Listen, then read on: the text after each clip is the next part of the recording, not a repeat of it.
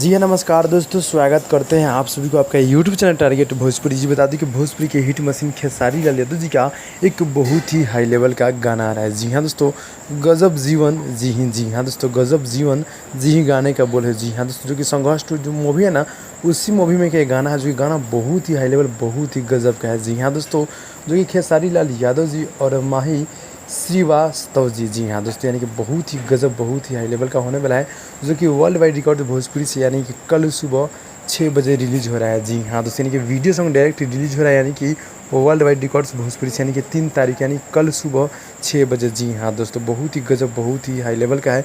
गीत को लिखे कृष्णा वेदर्दी जी और म्यूजिक है बड़े भैया कृष्णा वेदर्दी जी, यानी कि कृष्णा वेदर्दी जी का लिखा हुआ है और म्यूजिक भी उनका ही है। जी हाँ दोस्तों, यानी कि दोनों काम उन्होंने मतलब किए हैं। जी गजब जीवन जी ही ले। जी हाँ दोस्तों, गाना बहुत ही बजट, बहुत ही बजट का होने वाला है और ये फिल्म का गाना है, जो कि कल सुबह 6 बजे आप लोग देखने के लिए तैयार हो जाइए।